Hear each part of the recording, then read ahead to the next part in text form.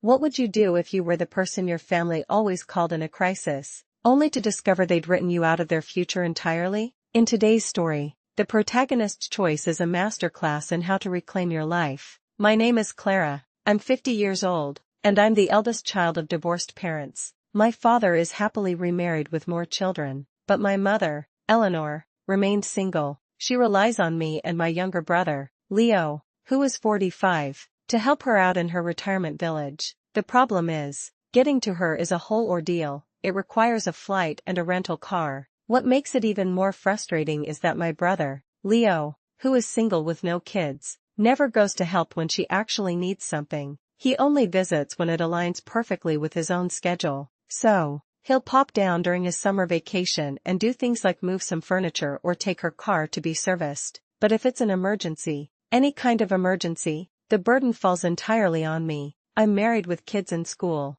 a demanding career, and even a side gig to manage. Despite this, if I don't drop everything and run to her side, all hell breaks loose. I'm bombarded with passive-aggressive texts, and relatives start pestering me. When I ask if anyone else could possibly step in, the answer is always the same dismissive line, "But you're the one she wants." You might wonder how often this could possibly happen. Well, my mother is arguably the most accident and illness-prone human I have ever met. And it's not for show, it's all horrifically real. In the last few years alone, she's survived a head-on car collision, battled cancer twice, been in another car accident where she was T-boned, and fought off a severe case of pneumonia. She wasn't like this when I was growing up. This streak of misfortune seemed to begin the moment she retired. Because of this, I burned through all my paid time off, cashed in savings, and missed my own children's milestones. I've had to stay for the absolute minimum number of days, to the point where I once had to fly back because a caregiver I hired flaked at the last minute. And the entire time I'm there, she talks endlessly about my golden brother, Leo. See how he hung that new picture when he was here? He's so handy. It's incredibly annoying, but after a lifetime of it, I'd grown used to the dynamic. Then, a few months ago, I found out by complete accident that she was leaving everything to Leo, except for some small token amounts for my kids. The entire inheritance, a decent amount, over $250,000, was going to him. I was perplexed and, I admit, deeply hurt. When I tried to talk to her about it, she simply hung up on me and then ignored my texts. Eleanor thought that hanging up the phone would end the conversation. She had no idea that this single act of dismissal would unravel the very system of support she had relied on for years. I was left completely in the dark, trying to figure out what I could have possibly done to deserve being cut out so coldly. Eventually, one of her siblings confided in me. The reason? It was to ensure my brother could retire comfortably, since he's always worked low-wage jobs.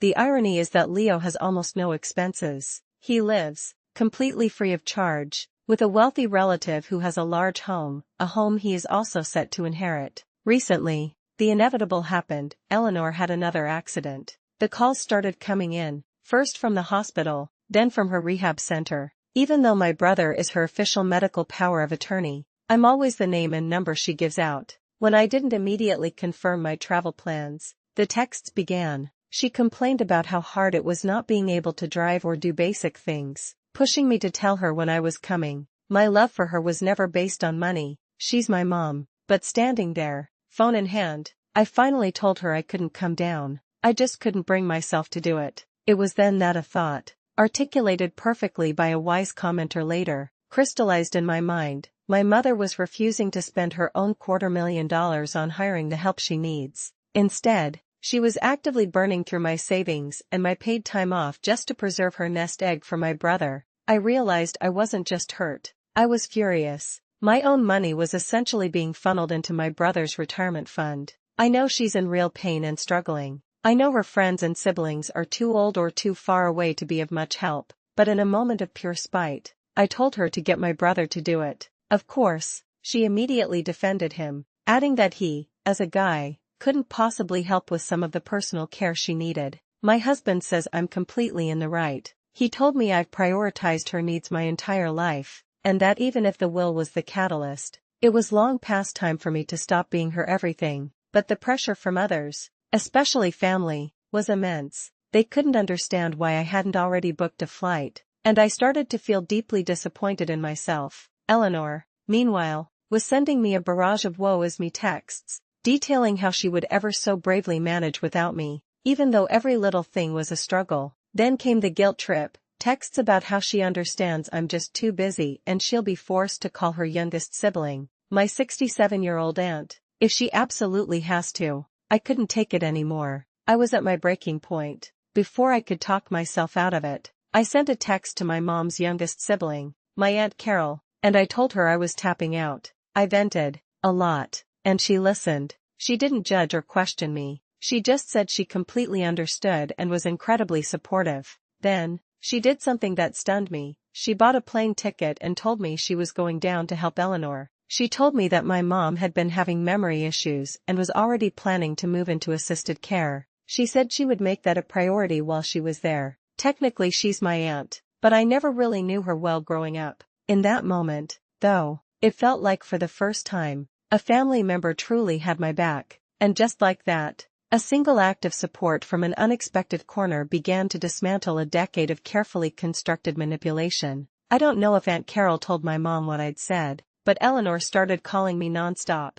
I muted her calls. For the first time in what felt like forever, I knew a good night's sleep was what I needed most. The fallout came quickly. My own dad, of all people, called and told me to let up on my brother. I was confused until he explained that Leo was apparently broken-hearted that I had broken my promise to help Mom, which was now suggesting that he might have to go instead. I told my dad that while it was true I wasn't going, I hadn't even spoken to my brother, and it certainly wasn't my job to manage his schedule or his conscience. This reveals the family's deepest flaw, a complete normalization of my parentification and Leo's infantilization. A dynamic so ingrained that even my father saw my first act of self-preservation as an attack on my brother. Then came the family group chat, a place usually reserved for birthday greetings and funny memes. My mom's eldest sibling, Aunt Margaret, posted a message for all to see. She and her spouse were highly concerned that Eleanor wasn't being cared for, and then she dropped the bombshell line that sometimes neglect is abuse and people don't even realize it.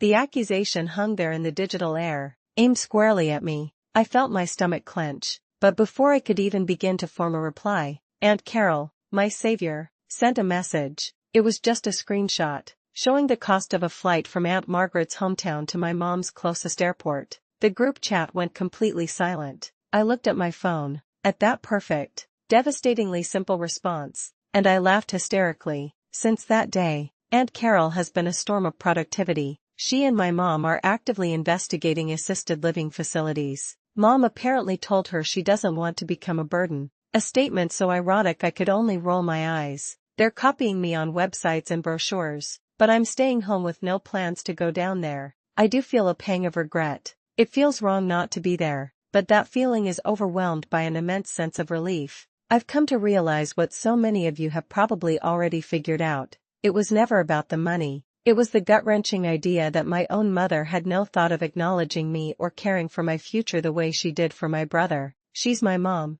but it feels awful to know that she parentified me while infantilizing my brother, and that the will was meant to be her final, lasting message to us. Aunt Carol later texted me privately with more news. There are life insurance policies set up for my kids to help cover a significant chunk of their college costs, and Eleanor's funeral expenses are all prepaid. She broke a confidence to tell me that, but I'm so glad she did. It gave me some peace to know that Mom had thought of my children. I guess this was the breakdown I needed to change things for myself. I'm sad in some ways, but I feel free in others. A commenter once wrote, "Don't set yourself on fire to keep someone else warm," and I finally understand what that means. I spent years doing that for a mother who wasn't appreciative of my sacrifices. The biggest lesson here was that I allowed this to happen by constantly jumping to someone else's tune. I've since apologized to my husband, and there's been a tangible shift for the better between us. I guess you could say I'm finally growing a spine. This story shows that your own well-being must be a priority, and setting boundaries isn't selfish, it's necessary for survival.